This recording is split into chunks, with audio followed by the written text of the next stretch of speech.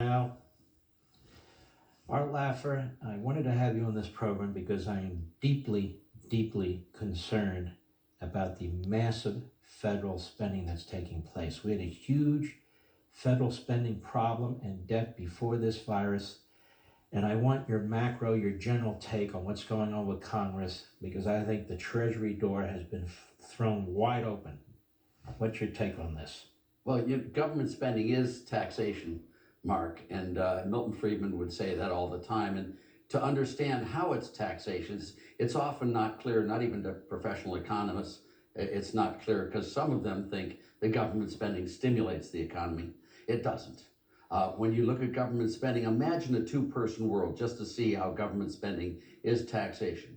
If you have a two-person world, Farmer A and Farmer B, if Farmer B gets unemployment benefits, who do you think's paying for them? It's Farmer A. Government redistributes income. It does not create resources. And so whenever they bail someone out of trouble, Mark, they also have to put someone else into trouble. It's not a positive sum game. It's a negative sum game. And what they're doing, not better by doing all that government spending. And in some of their ideas, they don't even think them through properly. You now have restaurants saying, well, we want to open, we can't hire people because now people are getting more money unemployed than they would employed, hourly workers and so forth. So that is not going to be a drag on the hospitality industry. Some senators raised it. They were laughed off by the Treasury Department. They were laughed off by leadership. It's signed into law, and now we have a problem. And they're not going to go back and fix it either. Here's the thing. The problem is, and correct me if I'm wrong about this, when you keep printing money, and technically that's what they're doing, and printing trillions and trillions, and you're pushing it into an economy where people are told they're not permitted to work, where they must stay home, and businesses are told you're not going to open, you're going to go very slowly and so forth. What happens to all that paper money? What happens to the economy? Well, remember, it's a debit and a credit at the same time. And I'm not sure that's where the real problem lies, at least not the way I think of it, Mark. The way I think of it is by redistribution. And let me just say it really, if you tax people who work and you pay people who don't work, do not be surprised if you get a lot of people not working. Whenever you redistribute income, you take from someone who has a little bit more and you give to someone who has a little bit less.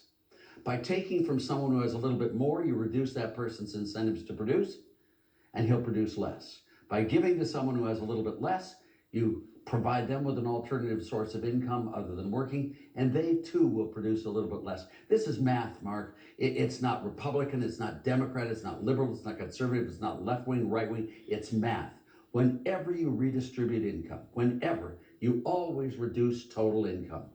And of course, the point is the more you redistribute, the greater will be the drop in total income. And then if you go along with this Saez, Piketty, Zuckman stuff where you get exact equality of income, if everyone comes out exactly the same, Mark, in other words, income is totally redistributed, there will be no income whatsoever. Think of it for a moment. To get equal results for everyone, what you have to do is you have to tax everyone who makes above the average income 100% of the excess. And what you have to also do is subsidize everyone below the average income up to the average income. And if you actually did that, if you actually tax people 100% of the excess above the average income and subsidize the others up to the average income 100%, I will stipulate today, Counselor, everyone will be equal and they'll be equal at zero.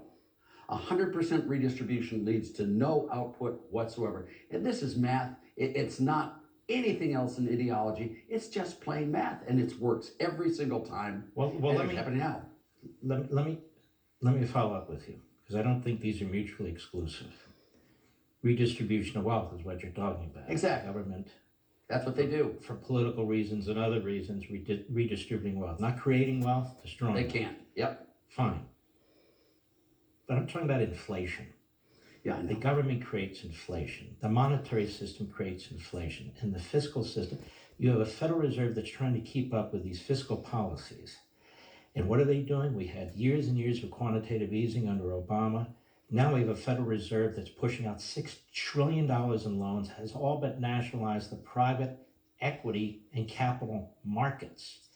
So we have a board basically deciding now, prioritizing who gets what. That's number one. Number two, my question to you was really leading up to inflation. What is inflation?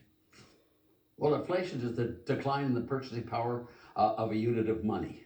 That's exactly what it is, or an increase in the cost of each unit of goods in dollar terms. That's what inflation is. And if you look at what we've been doing that quantitative easing now since Benny Bernanke, since Janet Yellen, even now with Jerome Powell, we've been doing it. We've done all of this. I think this last round, they increased the monetary base by $4 trillion. I mean, it's huge, huge amount. But we have not seen any inflation. We have not seen it, and I don't see any signs in the economy right now for inflation reemerging. The only thing that would lead me to be a little bit tingy on that is the price of gold has risen fairly substantially. But when you look at long bond yields and all of that, there is no expected inflation that I can see in any of the market indicators. So that's not where I'm focused, and that's not where I'm worried right now. Although God knows we have created environments such that if inflation were to reignite in this economy, there would be absolutely nothing to stop it from continuing. Well, let me ask